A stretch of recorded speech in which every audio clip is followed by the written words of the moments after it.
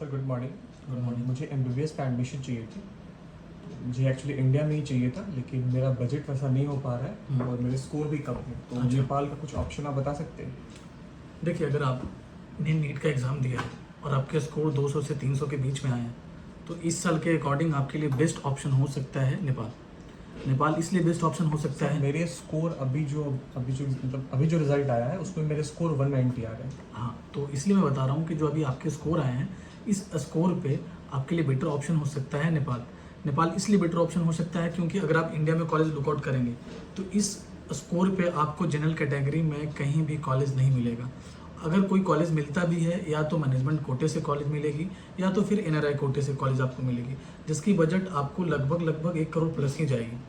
ठीक है, तो अगर आप नेपाल में एडमिशन लेना चाहते हैं तो यह बेस्ट ऑप्शन हो सकता है।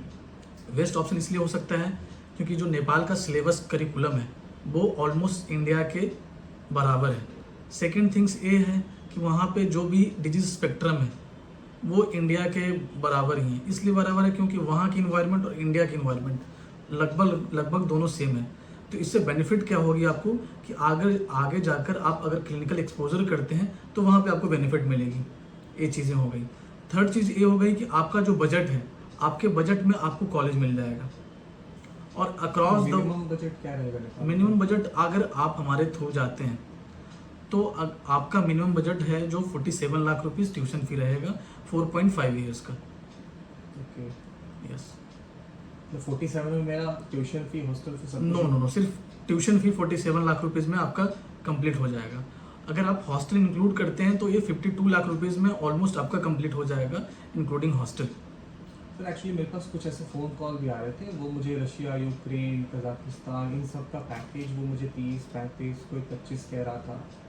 तो आपके हिसाब से मुझे वहाँ जाना बेहतर होगा या फिर नेपाल को चूज़ करना चाहिए? नहीं, देखिए, दो चीज़ें मैं आपको बता दे रहा हूँ।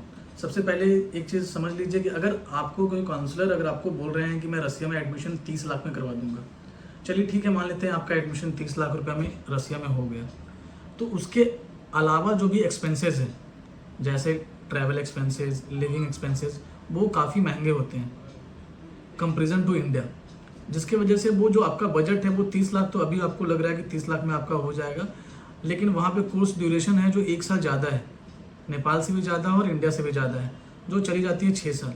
तो आपका जो एक्सपेंसेस है वो मिलाकर आपको 50 लाख के अप्रोक्स चला ही जाता है, और आप इंडिया से काफ़ी दूर हैं। अभी जो अक्रॉस द वर्ल्ड जो भी सिचुएशन है, कभी भी कोई भी वॉर हो जाता है, तो इससे अच्छा है कि आप नेपाल को चूज़ करें।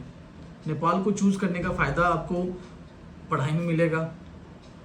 अब जितने भी एफएमजी एग्जाम भी सेम रहेगा। हाँ एग्जैक्टली, इन्वायरमेंट भी सेम रहेगा, और जितने भी एफएमजी एग्ज़ाम होते हैं उस एफएमजी एग्ज़ाम में अक्रॉस द वर्ल्ड सबसे बेस्ट रिजल्ट नेपाल की होती है। तो आपके लिए नेपाल सबसे बेस्ट ऑप्शन रहेगा अगर आपके स्कोर 200 से 300 के बीच में है और आप 50 लाख के अंडर में कॉलेज लुकआउट कर रहे हैं एमबीबीएस के लिए। अच्छा, तो मतलब रशिया वगैरह से बेहतर रहेगा नेपाल? डेफिनेटली बेहतर रहेगा।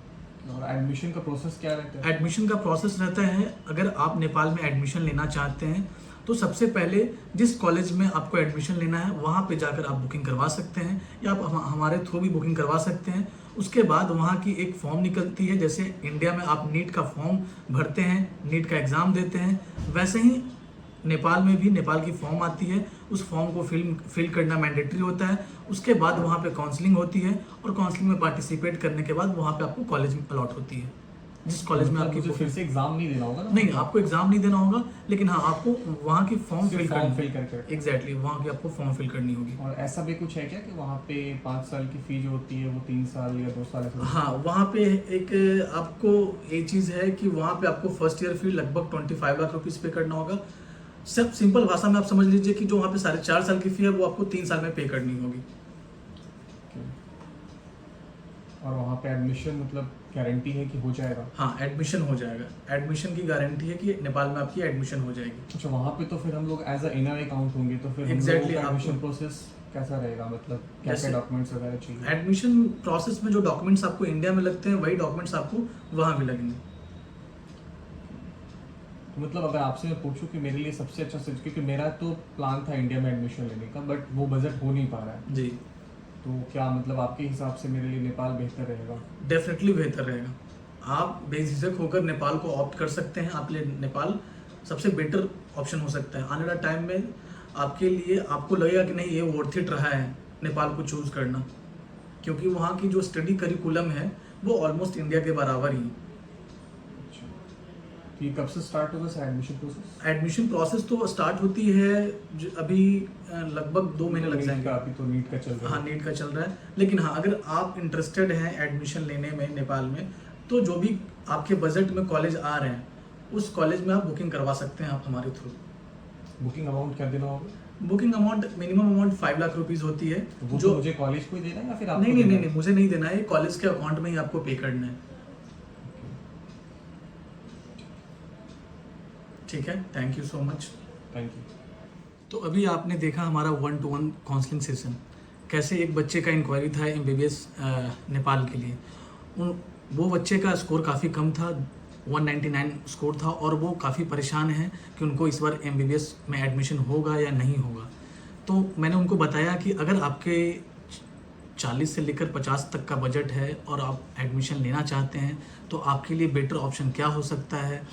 काफ़ी उनको कॉल्स आ रहे थे, काफ़ी काउंसलर का मैसेज आ रहे थे कि उनके लिए आपको काफ़ी कम बजट में एडमिशन करवा देंगे, रशिया में, जॉर्जिया में, बांग्लादेश में, मतलब डिफरेंट सिटीज़ कंट्री के लिए उनको फ़ोन आ रहा था। और वो भी काफ़ी परेशान थे कि अभी जो सिचुएशनशिप चल रही है, अभी अक्रॉस द वर्ल्ड कहीं कुछ भी हो जा रहा है, जिससे बच्चे तो पढ़ने जा रहे हैं लेकिन वो अलग परेशानी में फंस जा रहे हैं। तो वैसे सिचुएशन में उनके लिए क्या बेस्ट ऑप्शन हो सकता है, मैंने उनको बताया है नेपाल के लिए। अगर आपके भी स्कोर 200 से 300 के बीच में है और आप एमबीबीएस में एडमिशन लेना चाहते हैं इस साल, तो आपके लिए बेस्ट ऑप्शन हो सकता है नेपाल।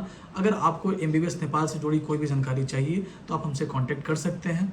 आप हमारे कांटेक्ट नंबर पे भी कॉल कर सकते हैं, या अगर आपको लगता है कि नहीं 1-to-1 मुझे आपको बताना है, या आप हमारे साथ वीडियो कॉन्फ्रेंसिंग के माध्यम से भी जुड़ सकते हैं। आपको जो भी डाउट होंगे वो आप हमसे क्लियर कर सकते हैं। तो आप अगर आप एमबीबीएस नेपाल में एडमिशन लेना चाहते हैं तो आप हमसे कांटेक्ट कर सकते हैं। Thank you so much.